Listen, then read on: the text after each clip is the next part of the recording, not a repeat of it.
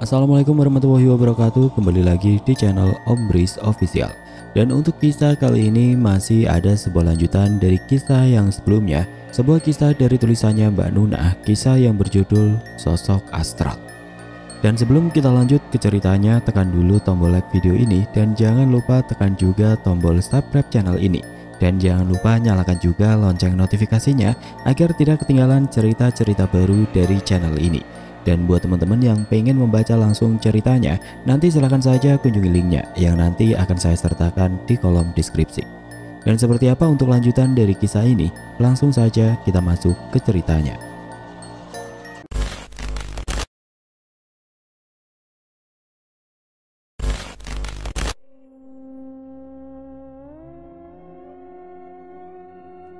Semalaman Sri dan Ahmad berusaha memejamkan mata. Mereka merebahkan diri di atas kasur yang terasa dingin sekali, saking lamanya ditinggal pergi. Mereka tidak banyak melakukan kegiatan. Setibanya di rumah, Sri dan Ahmad hanya membersihkan kamar untuk digunakan tidur. Debu-debu dan kotoran tikus yang bertebaran di sudut-sudut rumah tidak dihiraukannya.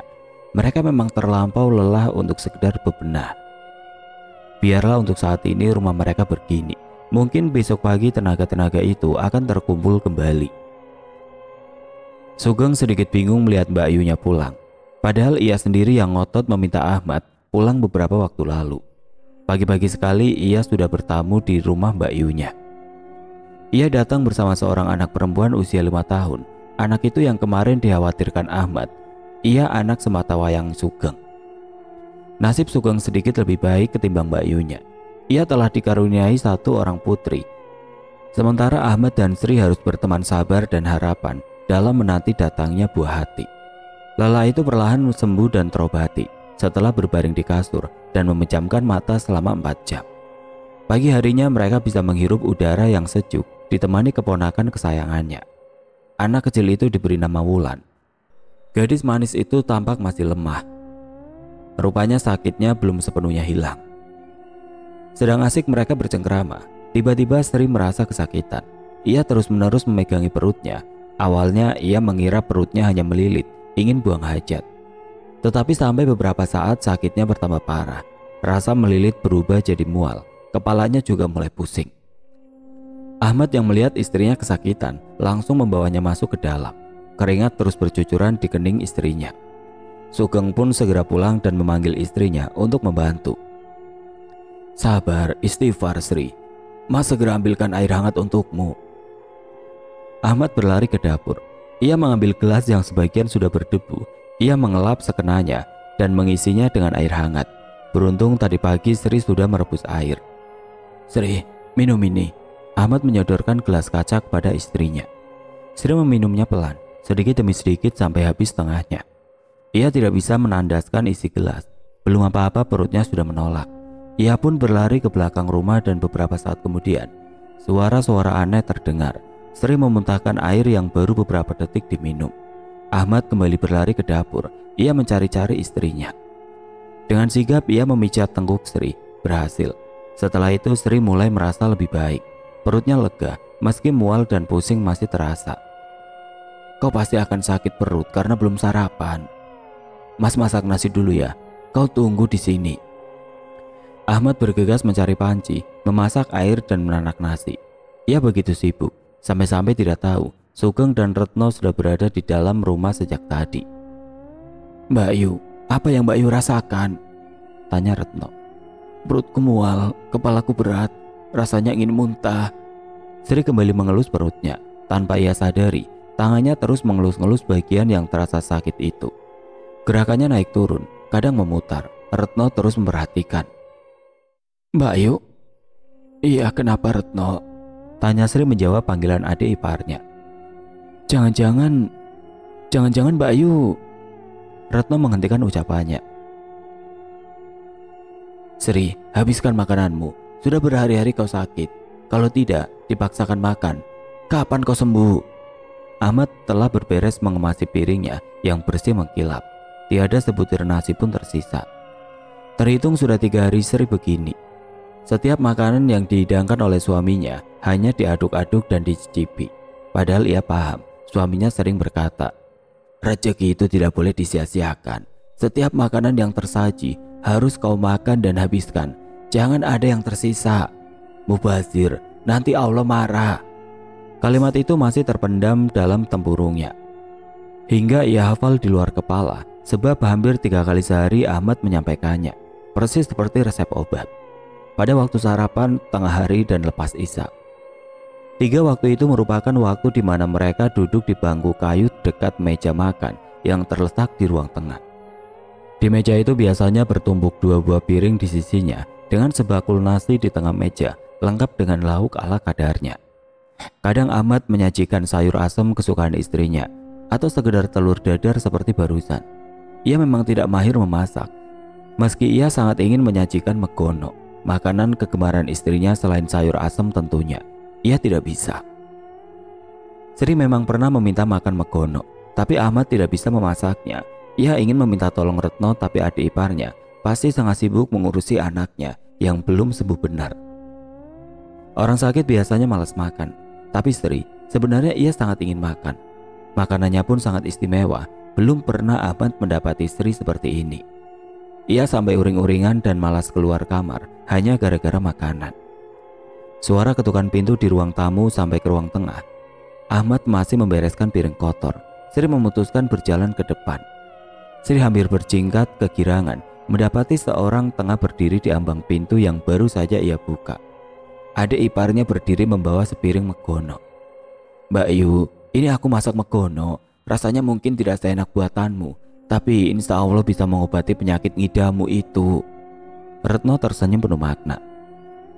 "Penyakit apa? Ini kan anugerah dari Allah. Kamu ini." Sugeng ternyata ikut bertamu. Ia menggendong putrinya yang wajahnya lebih segar sekarang. Anaknya itu sudah sembuh total. "Kalian ini repot-repot, maafkan Mbak ya, jadi menyusahkan." Sri tersipu dan terharu. Bahagia segera menghiasi wajah-wajah itu. Wajah yang sinarnya sempat redup dan terenggut, kini hangat dan bersemu.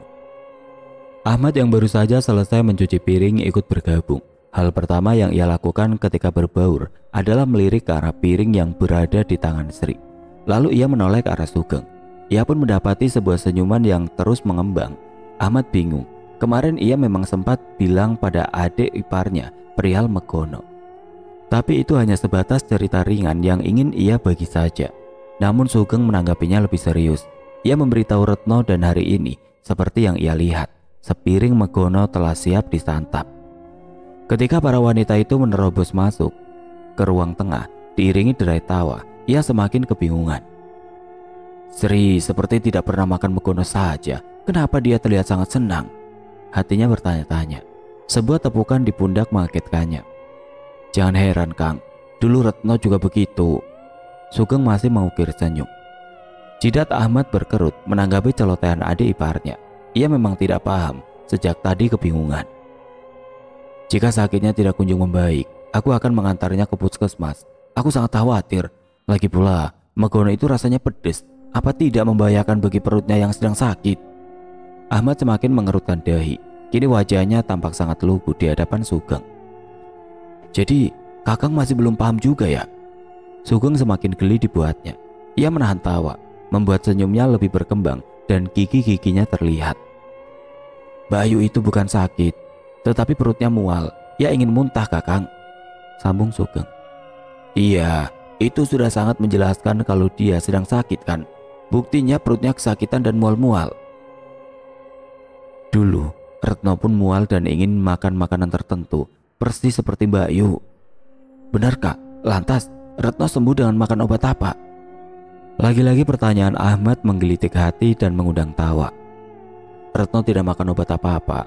Wong dia tidak sakit, tetapi hamil Kang. Sugeng kembali menepuk pundak Ahmad sembari tersenyum lebar. Pukul 3 dini hari Raden Kertakesuma terjaga dari tidurnya. Ia memang kerap bangun di jam-jam itu, dikedipkan matanya berkali-kali agar penglihatannya menjernih. Dadanya kembang-kembis mengeluarkan sebersih terasa di hatinya yang tiba-tiba menyergap. Ada relung yang terasa hampa di sana, namun seketika terasa penuh sesak. Dalam keheningan, suasana hatinya semakin tidak menentu, membuat nafasnya keras terdengar bergemuruh. Ia berusaha mengatur tempo bernafasnya agar tidak mengganggu istrinya. Dilihatnya wanita yang tertidur di sampingnya, wanita yang teramat ia cintai. Ia memandangi punggungnya saja, badannya yang ramping, rebah ke samping. Ia ingat, beberapa jam lalu Ajeng Kamarati masih sulit memejamkan matanya. Setiap malam ia sering melamun dan menghabiskan waktunya untuk bersedih. Kedua matanya berkedap-kedip, bola matanya memutari seisi ruangan. Ia dapati kekosongan yang mencekam, kekosongan yang dahulu pernah diisi dengan bacaan sholat dan petua dari Ahmad. Malam-malam hangat itu sudah hilang, terganti oleh dingin yang suram. Kian lama hatinya dihantui rasa gelisah, seperti ada yang meremas perut dan jantungnya bersamaan. Perlahan badannya bergerak ke tengah, ia menatap lagi ke samping kanannya. Matanya menemukan badan istrinya masih terbaring membelakanginya. Ia pandangi terus seolah ingin mengurangi resah. Ia tidak mau terlalu larut menyesali keputusannya memulangkan Ahmad ke rumah. Padahal hatinya sendiri berkata, ia masih sangat membutuhkannya. Tetapi ia bersikeras mengelak. Sergapan-sergapan rasa bersalah dan penyesalan terus menghantui. Ia putuskan untuk menepisnya saja. Ekor matanya mengamati. Wanita di sampingnya tertidur pula sekali. Sedari tadi ia mencoba menahan laju nafasnya dan mengatur temponya. Tetapi kenapa telinganya malah mendengar suara-suara seperti memburu dan semakin menggebu. Suara gaduh di hatinya tidak seribut itu, meskipun sekarang dadanya yang bergemuruh belum reda.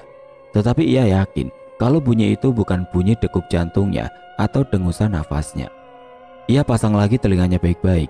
Setelah didengarkan dengan seksama, suara itu mirip dengkuran dan datangnya dari arah samping kanannya. Raden Kertakesuma tidak percaya. Mustahil istrinya yang mendengkur. Sepengetahuannya, Ajeng Kamarati tidak pernah tidur mendengkur. Tapi di kamar itu hanya ada dia dan istrinya saja. Lantas suara siapa itu? Badannya masih bergeming. Ia kembali memandangi tubuh istrinya, terkejut sebab ia mulai menyadari tubuh wanita di sisinya semakin besar, tidak seramping tadi. Ia amati lagi, rambutnya pun berubah. Rambut hitam halus sepinggang kini tampak kusut melewati bokongnya. Ia mengedipkan matanya untuk kesekian kali. Suara mendengkur itu mengoyak keheningan, menciptakan kebisingan yang terdengar mengancam dan mengerikan. Kedua matanya melotot dan memincing bergantian. Selain bising, ia juga pusing melihat pemandangan yang terasa sangat asing. Padahal ia tahu tubuh wanita di sisinya ialah istrinya yang tengah berbaring. Sulit rasanya memahami dan mencerna situasi seperti ini. Ia pun membangunkan istrinya guna memastikan. Tangannya mulai mencengkeram pundak istrinya dan mengguncangnya pelan. Mulutnya sesekali memanggil lirih namanya. Diajeng, Diajeng. Tubuh wanita itu terasa amat beku. Selain tidak bergerak, jemari Raden pun menyerap hawa dingin di sekujur telapak tangannya. Raden terus berupaya mencairkan suasana. Ia memanggil-manggil wanitanya dan menyentuh pundak dinginnya. Istrinya semakin mematung. Tubuhnya juga kian berat. Tangan sang Raden tidak lagi mampu mendorongnya atau menggoyang-goyangkan bahunya. Lelaki itu pun mulai sadar kemungkinan wanita di sampingnya bukanlah istrinya. Dan beberapa saat setelah ia terdiam, sesudah tangannya berhenti menguncang, ia mendengar kasurnya berdecit. Tubuh wanita di sampingnya semakin membisu. Tidak mau terlalu lama menunggu, ia akhirnya memanggil seorang rewang. Ia panggil-panggil sampai seluruh keberaniannya habis. Tidak ada sautan dari luar. Nyalinya memang besar dan tidak terbantahkan, tetapi sepertinya keberaniannya telah terkuras saat mencoba membangunkan istrinya tadi. Ada rasa bergidik manakala kulit tangannya merasa dingin dan sekaligus asing. Ia tidak ingat apa-apa lagi. Kesedihan dan kehampaan di hatinya berubah jadi ketakutan luar biasa. Ia takut terjadi sesuatu pada istrinya. Ia juga takut sesuatu yang buruk menimpa putrinya yang tinggal semata wayang. Maka ia pun merapal mantra warisan leluhurnya untuk mengusir setan, diselingi doa dan surah Al-Falaq yang diajarkan Ahmad. Kepercayaannya terbagi. Ia percaya akan kekuatan leluhur, tetapi ia juga mempercayai kekuatan Tuhan. Rupanya kebimbangan Raden Kertakesuma dimanfaatkan dengan baik oleh jin yang ada di sisinya. Jin yang menyerupai istrinya, makhluk halus itu semakin senang melihat Raden ketakutan. Ia merasa puas. Bukankah itu tujuan setan? Menakuti umat manusia. Raden pasti lupa. Padahal Ahmad pernah menasihatinya. Badannya terus bergerak menjauh dari sosok wanita di sampingnya. Raden Kertakesuma menyimpan rasa takutnya dan memilih melawan. Ia lawan sekuat tenaga dengan kemampuan yang ia punya. Bibirnya terus merapal mantra dan doa. Sosok di sampingnya semakin menakutkan saja. Tubuh itu jelas bukan istrinya. Ia hampir menyaksikan tubuh besar dengan rambut kusut tergerai itu berbalik badan. Sebelum sebuah tepukan di pipinya mendarat mengagetkannya atau bisa dikatakan menyelamatkannya. Rindayu, anakku Rindayu.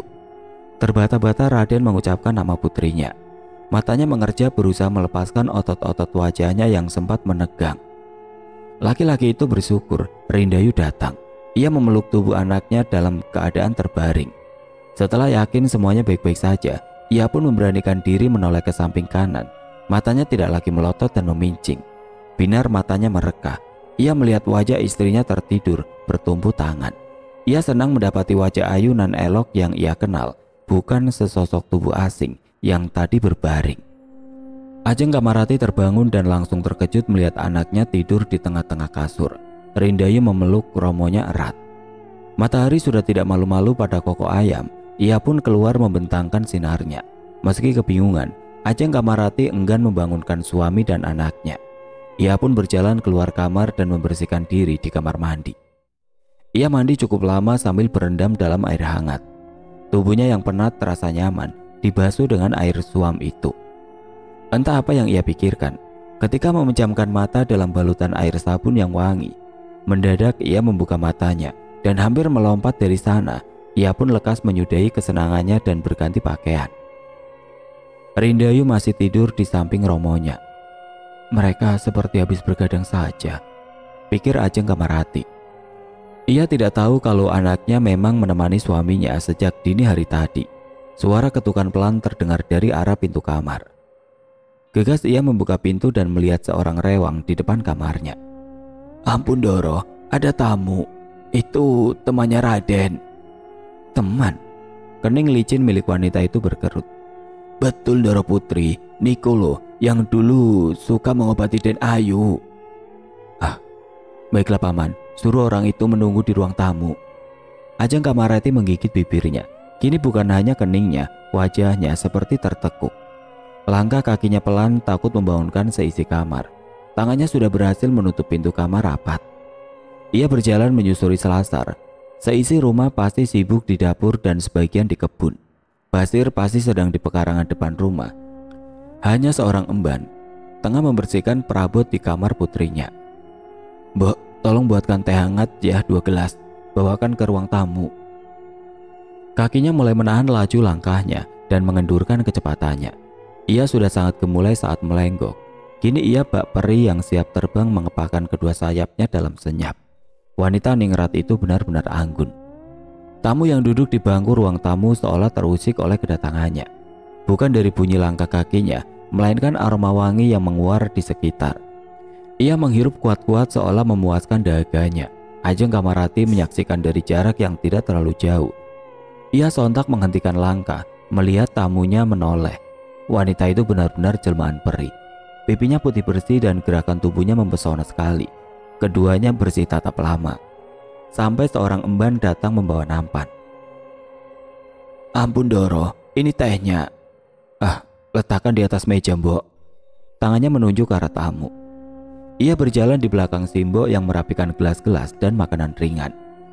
Setelah Simbok pergi, ia baru mengambil duduk tepat di sebelah kiri tamunya. Ia duduk di sudut yang mengarah langsung ke ruang tengah dan selasar yang menuju ke kamar.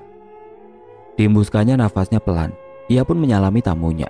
Mereka berdua bercakap-cakap dalam diam. Seruputan teh hangat tidak mampu menghangatkan suasana. Setelah puas berbasa-basi ala kadarnya, Ajeng Kamarati mengantarkan tamunya ke kamar. Raden Kertakesuma sudah bangun. Ia sedang bercengkrama dengan putri kesayangannya, Rindayu. Sosok tamu itu masih berdiri di ambang pintu sampai Ajeng Kamarati mempersilahkan masuk. Ada yang aneh ketika tamu itu bertemu dengan si pemilik rumah. Raden sungguh tidak mengira akan kedatangan tamu istimewa pada saat yang tepat. Ia memang tengah merindukannya.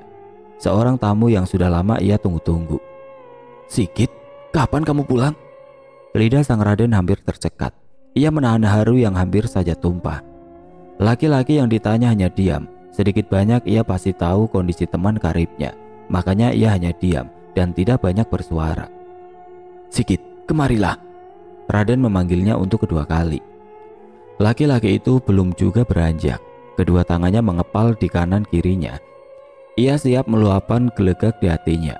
Barangkali ia merasa kecewa, sedih dan ikut prihatin atas keadaan sahabatnya. Ia pun hanya manusia biasa, tidak sanggup mencegah dan menolak takdir Tuhan. Bencana dan malapetaka sudah terlanjur datang memporak-porandakan kebahagiaan keluarga temannya. Sedangkan selama ini, ia tidak dapat berbuat banyak. Sosok tamu itu berdiri menghadap tempat tidur. Ditatapnya lekat-lekat wajah temannya, bergantian dengan wajah putri kesayangannya. Seperti tidak percaya keluarga ini baru kehilangan satu putrinya. Sebab melihat keakraban dan keceriaan keduanya, ia merasa sedikit berbeda. Ajeng Kamarati dingin saja menanggapi. Ia segera tersadar dari lamunannya ketika suaminya memerintahkan membawa Rindayu keluar kamar. "Raden, aku turut prihatin." Kata-kata itu terlontar dari mulut lelaki bernama Sigit yang tidak lain adalah sahabatnya. Raden tidak kuasa menahan air matanya. Ia membasahi wajahnya. Baru kali ini ia leluasa melakukannya. Ia bebaskan diri dan melampiaskan semua kepedihan di hatinya. Ahmad sibuk di buritan sejak pagi. Ia memangkas rerumputan dan membakar sampah. Halaman belakang rumahnya jadi bersih. Ia meletakkan parang di tangannya pada sebuah karung besar berisi rumput. Rumput-rumput itu untuk pakan kambing kepunyaan bapak mertuanya. Ahmad duduk bersandar pada batang pohon mangga yang lumayan lebat daunnya. Pohon itu ia tanam sendiri. Ia memandangi hasil kerjanya sejenak. Puas juga ia menatap. Sudah 5 hari Ahmad dan Sri pulang ke rumah, dan 5 hari juga mereka meninggalkan rumah dalam keadaan kosong. Artinya 10 hari sudah Raden Kertakesuma sakit. Ya, lelaki soleh itu masih terus memikirkan nasib sang Raden. Saban hari ia melakukannya. Ia tidak pernah lupa pada keluarga ningrat itu. Wajahnya yang mengkilap disapu sepotong handuk yang tersampir di bahunya. Ia mengelap tetesan peluh di wajah sampai kering. Ditekuknya gelas berisi air putih yang disediakan Sri sejak pagi. Sebelum pamit pergi ke pasar bersama Retno, ia sudah mempersiapkan segala keperluan suaminya. Sarapan dan minuman, baru hari ini ia lihat istrinya bersemangat menyambut pagi hari. Sejak pulang ke rumah dan perutnya terasa sakit, ia kerap malas bangun. Terlebih di pagi hari, ia hanya uring-uringan di atas kasur dan mondar-mandir ke sumur untuk menuntaskan mual di perutnya. Tetapi semenjak kemarin Ahmad sendiri yang mengantarnya ke puskesmas di seberang kali sana, mereka memilih menyeberangi sungai agar sampai lebih cepat. Sejak pulang dari puskesmas itulah Sri jadi berubah. Senyuman terus mengembang di bibirnya, hatinya berbunga, semerbak dan mereka bersemu merah. Matanya memancarkan kebahagiaan tidak terkira. Dokter di puskesmas itu memberitahukan kalau Sri akan segera punya momongan. Usia kehamilannya sudah memasuki 3 minggu. Pasangan yang sudah menikah 8 tahun dan telah menanti lama, kini tengah merengguk manisnya kesabaran. Sri semangat sekali bangun pagi. Meski ia harus merasa mual dan muntah, ia bersemangat dan bertekad akan membuatkan makanan yang sehat untuk dirinya dan juga cabang bayi. Ia membeli aneka buah dan sayur. Saran dari dokter puskesmas itu, ia dengar bak petua raja-raja. Tidak jauh berbeda dengan Sri yang bersemangat dan penuh sukacita. Ahmad pun gembira. Ia tidak henti mengucapkan syukur begitu keluar dari puskesmas. Perubahan sikapnya setelah mengetahui kehamilan istrinya, ia jadi lebih hati-hati dari sebelumnya. Ia selalu menyuruh Sri istirahat dan tidur saja, seolah tidak ingin istri dan calon anaknya kenapa-napa. Di bawah riuhnya dedaunan yang tertiup angin, Ahmad mengobati lelahnya. Ia teguk lagi segelas air dan mengambil sepotong singkong rebus. Matanya terus menatap mengitari seluruh kebun. Ia menyisir sudut-sudutnya, memuaskan keinginannya untuk melihat hasil kerjanya. Ia senang halaman rumahnya terang dan rapi sekarang. Di halaman itu memang tidak banyak pepohonan yang ditanam. Hanya ada sebatang pohon mangga yang kini dijadikan sandaran olehnya. Sisanya semak belukar dan rerumputan. Pernah Ahmad menanam lombok, tomat, dan kemangi, tetapi tangannya tidak lihai dalam bercocok tanam. Ia mengamati lagi, ada seonggok rumput liar yang belum disentuh olehnya. Ada di dekat batang-batang pohon pisang. segerombol pohon pisang tumbuh di bagian paling ujung, di luar pekarangannya. Sebuah patok kayu sebagai penanda batas tanah bercokol di sana. Pohon-pohon pisang itu berdiri di atas tanah milik orang. Tetapi rumput liar dan belukar itu mengotori pemandangan dan memang tumbuh subur di atas lahan miliknya. Ia pun bergegas untuk merampungkan pekerjaannya. Ia ingin sebelum Sri pulang, rumah sudah terang benderang. Tidak seperti kemarin-kemarin, sawang-sawang bersarang di langit-langit. Kotoran tikus berserakan, perabotan rumah pun berdebu. Berkat tangannya yang ringan dan cekatan, ia berhasil membuat isi rumah tampak cemerlang. Hari ini, tinggal bagian kebun belakang yang belum terjamah dan ia akan segera menuntaskannya. Ahmad membawa sebilah parang dan karung berisi rumput yang belum penuh benar. Ia ayunkan sabetan parang dengan mantap. Seketika bunyi tebasannya menciptakan irama yang menyatu dengan alam. Sesekali terdengar suara besi pipi itu menghantam batu kerikil. Ramailah sudah suasana di halaman belakang rumahnya sekarang. Ia berkolaborasi dengan parang, rumputan, dan kerikil tanah untuk menciptakan keramaian. Dengan gigi ia menebas belukar. Tangannya mulai memilah rumputan yang bisa digunakan sebagai pakan, lalu ia masukkan ke dalam karung. Sedikit lagi pekerjaannya selesai.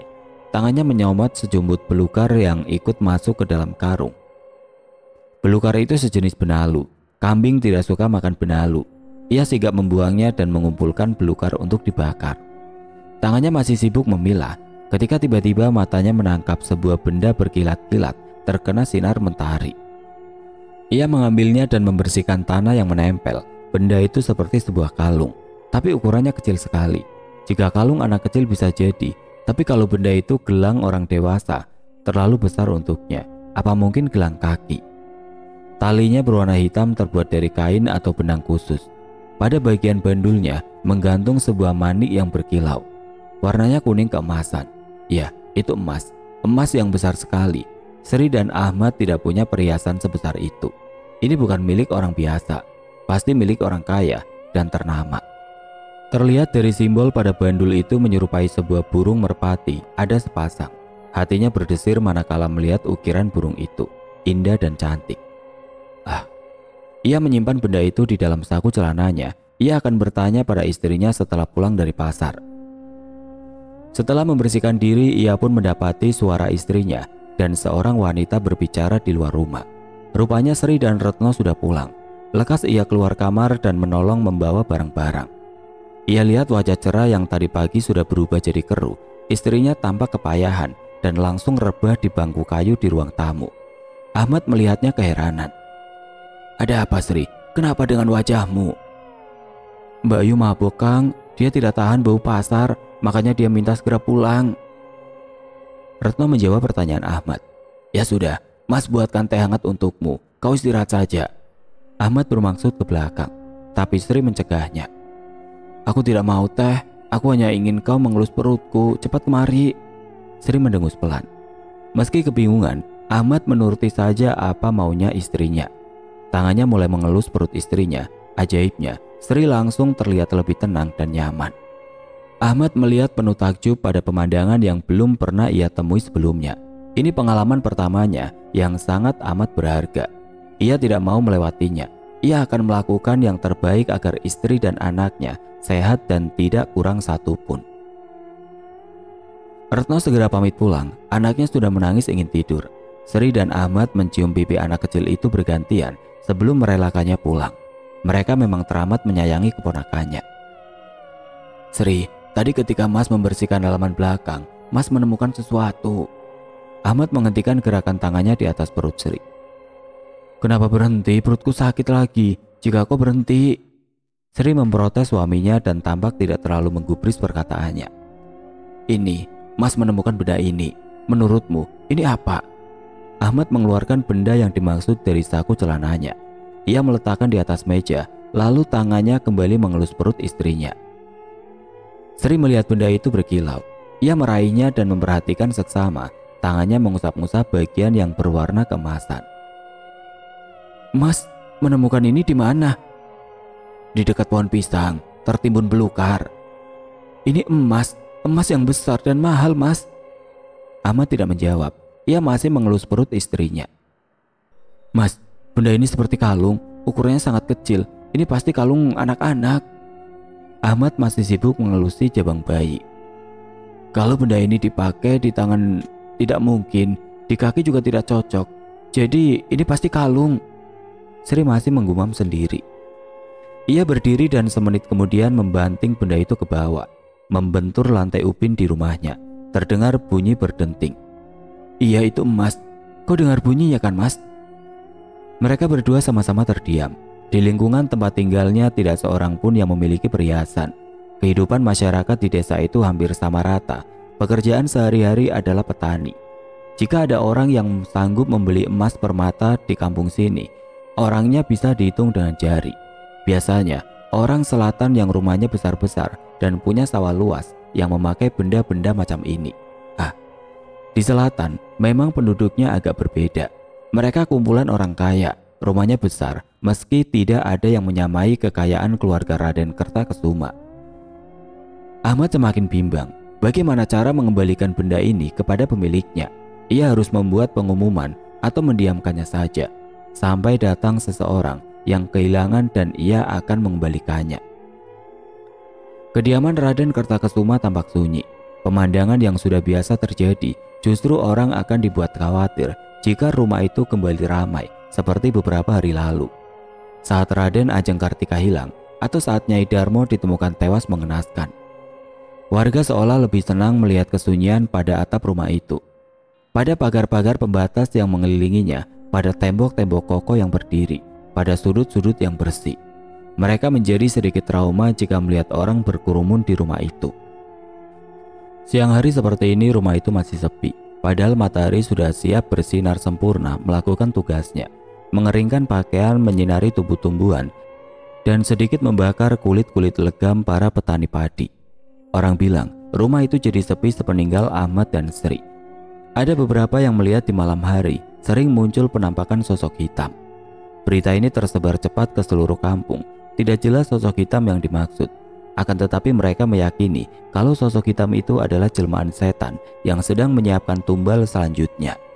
Mereka meyakini kalau setan itulah penyebab kematian anggota keluarga dan juga Nyai Darmo. Penyakit orang kampung memang suka menyebar berita burung. Basir menghabiskan sisa singkong rebus di tangannya. Paman sendiri bagaimana? Apa pernah melihat penampakan atau semacamnya? Tanya Sri penasaran. Aku tidak, tapi... Basir diam sejenak. Ahmad dan Sri bertatapan menunggu Basir melanjutkan ucapannya. Lupakan saja. Aku kesini untuk menengok kalian, bersilaturahmi. Jangan pikirkan dan bicarakan hal-hal yang tidak penting. Basir kembali mengambil singkong rebus dan memakannya. Paman, jika ada sesuatu, sebaiknya Paman berterus terang. Kami tidak pernah sedikit pun melupakan jasa Raden pada keluarga kami. Sama halnya dengan Paman. Kami pun ingin membantu dan mengabdi semampu kami, Paman. Ahmad meluruskan apa yang selama ini terasa janggal di hatinya. Ia memang merasa ada yang salah dengan kepulangannya. Tidak sepatutnya ia pergi meninggalkan Raden sendiri dalam situasi seperti ini. Aku akan bicara terus terang pada kalian. Kalian tahu kan, kalian sudah aku anggap seperti anak sendiri. Untuk saat ini, keluarga Raden baik-baik saja. Hanya saja. Hanya apa, Paman? Sri mendesak. Ada seorang lelaki, sahabat dekat Raden. Dia pulang dari perantauan. Dia tinggal di rumah sekarang. Sahabat? Siapa namanya, Paman? Apa aku mengenalnya? Tanya Sri belum puas. Sigit. Dia teman Raden sejak kecil. Aku pun baru tahu setelah lama bekerja pada keluarganya. Dia jarang datang, tapi cukup dekat dengan keluarga Raden Kertakesuma. Kata orang, Sigit tinggal di dekat perbatasan desa. Itu rumahnya, tapi sekarang ia tinggal bersama kami di rumah. Basir menjelaskan panjang lebar. Rumah dekat perbatasan desa. Batin Ahmad bergemerisik. Ia sedikit terusik dengan penjelasan Basir tadi. Rumah itu, Kau sedang apa? Tanya Ahmad ketika terbangun di sepertiga malam. Ia hendak melakukan sholat malam. Yang ditanya tiada menjawab ataupun melirik ke arahnya. Sri, untuk apa menjahit baju malam-malam? Memangnya tidak ada waktu lain? Besok kan masih bisa. Ayo cepat balik ke kamar. Cepat tidur sana. Ahmad sedikit mendesak. Jemari lentik istrinya menusuk kain berwarna putih motif burukat seperti sebuah kebaya. Ia tusuk asal tanpa memandang kemana pola jahitannya. Ahmad melihatnya menusuk lagi. Jarum menembus kain berukat putih itu dengan rakus. Ahmad bingung, matanya sedikit menahan kantuk, tapi ia bisa lihat kalau kain putih itu ganjil. Berukat dan kebaya juga amat ganjil. Gerakan rakus jarum itu tidak kalah ganjil. Sri, baju siapa ini? Ahmad terlalu pintar untuk menerima keganjilan itu. Ia sepenuhnya sadar meski digelayuti kantuk bahwa ada yang aneh di sini. Sri, istighfar Sri. Mas, terdengar istrinya menyaut, tapi bukan dari depan, melainkan suaranya datang dari kamar. Mas, lagi-lagi ia mendengar suara istrinya memanggil. Ahmad tidak bisa mempercayai apa yang ia lihat, rasa dan dengar. Ia berpikir ini hanya pengaruh lelah dan kantuk yang menjelma jadi hayalan atau semacamnya. Ya Allah mas, cepat ke sini. Aku mau ke sumur. Kakiku sakit tidak bisa bangun mas. Suara Sri terdengar lebih lantang, namun datangnya memang dari kamar. Ahmad mendelik dan spontan beristighfar. Ia melihat wanita di depannya semakin ganas menusuk-nusukan kain kebaya putih. Jarumnya pun kian rakus mengoyak berukat itu. Kau bukan Sri, cepat pergi. Bentak Ahmad dengan nada sedikit bergetar. Mas, Sri sudah ada di belakangnya dan tampak sangat kesal dan kesakitan. Ahmad terlonjak dan hilang konsentrasi. Ia belum sempat menoleh, tapi satu kedipan matanya sudah membuat wanita di depannya raib. Wanita yang memegangi jarum dan kain berukat warna putih. Mas, kau ini kenapa? Sri terus memperhatikan dengan wajah kesal. Aku melihat kau duduk di sini tadi. Ahmad menjawab pertanyaan istrinya tanpa menoleh, seolah-olah mencari jejak-jejak keberadaan wanita misterius tadi. Sri langsung diam. Ia tidak mengira suaminya habis melihat jin, dan jin itu menyerupai dirinya. Astagfirullah ya Allah. Sri terus merapal apa yang ia bisa. Ahmad sudah lebih dulu membaca kalimat ta'awud sebanyak 3 kali dan selanjutnya ayat kursi. Mereka berdua bukan penakut, tetapi berurusan dengan jin pengganggu bukan hal yang mudah bagi siapapun itu. Ahmad segera membalik badan setelah menguasai ketakutannya. Ia memandang Sri yang berdiri memegangi perutnya. Jangan takut, kita dirikan sholat supaya Allah jauhkan kita dari segala macam godaan setan. Ahmad menghibur istrinya meskipun ia sendiri merasa kalau bulu di tengkuknya meremang. Keduanya melangkah ke sumur dan mengambil wudhu. 2 rakaat sholat tahajud telah tertunaikan. Kejadian tadi tidak membuat mereka takut, sama sekali tidak. Hanya saja Ahmad merasa aneh, tidak nyaman dan dihinggapi gelisah. Ia memikirkan nasib istrinya yang tengah hamil muda. Ia juga memikirkan keimanannya. Orang macam apa yang bisa melihat bangsa jin? Hanya manusia yang di dalam tubuhnya juga bersarang jin. Merekalah yang sanggup melihat penampakan jin. Keesokan harinya Ahmad bergegas menuju dapur hendak mencuci piring. Namun istrinya melarang dan menyuruhnya duduk saja. Ia duduk di atas kursi kayu di dekat sumur, menemani Sri cuci piring. Ia ingat kejadian semalam dan belum bisa melepas rasa khawatir pada keselamatan istri dan jabang bayi. Hari ini rencananya Ahmad kembali mengajar. Ia sudah rapi dengan pakaian khasnya dan peci kebesaran warna hitam sejak pukul 5 pagi. Semalaman selepas sholat malam, ia tidak berhasil memejamkan mata. Alhasil ia terjaga hingga azan subuh berkumandang. Kau jangan di rumah sendirian. Datanglah ke rumah Sugeng, aku khawatir. Ahmad mengelus perut istrinya sebelum berangkat mengajar. Iya, aku akan ke rumah Sugeng. Mas tidak perlu khawatir. Insya Allah Gusti Allah selalu menjaga dan melindungi. Sri mengelus pundak suaminya mesra, menyalurkan energi positif pada suaminya yang tengah dibalut kekhawatiran luar biasa. Amin ya Allah, amin. Usapan lembut itu berhasil mendamaikan kemelut di hatinya. Setidaknya Ahmad jadi tenang, sebab Sri tidak lupa meminta dan mengharap perlindungan kepada Allah Subhanahu wa Ta'ala. Bukankah sebaik-baiknya pelindung adalah Dia yang Maha Melindungi, yang menciptakan langit dan bumi?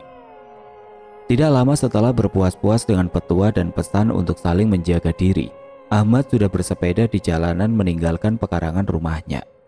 Iringan doa seketika meluncur dari bibir Sri, menyertai keberangkatan suaminya. Tidak ada hambatan berarti ketika kayuhan demi kayuhan pedal mengiringi perjalanan Ahmad menuju madrasah, kecuali pada saat melewati perbatasan desa. Rumah dengan sejuta daya tarik yang tidak menarik itu memang selalu berhasil menarik perhatiannya. Bangunan itu sangat terlupakan. Bagian depannya nyaris dikepung oleh ilalang. kanan kirinya hanya kebun kosong dan tanah tidak terawat. Mungkin karena semua bentuk pengabdian itu, rumah misterius ini jadi haus dan terus menarik perhatian. Bagaimanapun Ahmad tidak bisa mengacukan percakapan dengan Basir kemarin. Ia mendengar sendiri dari mulut Basir kalau ada seorang lelaki yang tinggal di rumah Raden Kertakesuma sekarang, dan laki-laki itu bertempat tinggal di sini, di perbatasan desa. Rumah dekat perbatasan desa hanya ada satu-satunya yang berdiri sebagai bangunan. Di sebelah kanan tidak jauh dari rumah misterius itu, memang ada sebuah warung, tetapi sudah lama tidak ditempati. Bahkan sebagian atapnya yang terbuat dari daun rumbia sudah jebol. Jadi jelas tidak layak disebut tempat tinggal. Selain itu, Ahmad memiliki pengalaman kurang menyenangkan yang sedikit banyak mengganggu ketenteraman batinnya ketika melewati rumah itu. Kejadian waktu itu ia masih belum lupa. Ketika seorang laki-laki kedapatan melototinya, memandang sinis ke arahnya, seolah ia menaruh benci padanya. Padahal Ahmad tidak mengenalnya. Tatapan mata lelaki itu terbayang lagi saat Ahmad melintas tepat di depan rumah dekat perbatasan desa.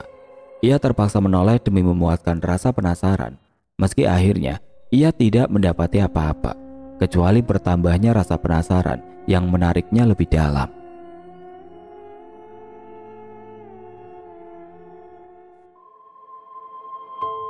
Oke teman-teman, sampai di sini dulu ceritanya. Nantikan kelanjutan kisah ini di video berikutnya.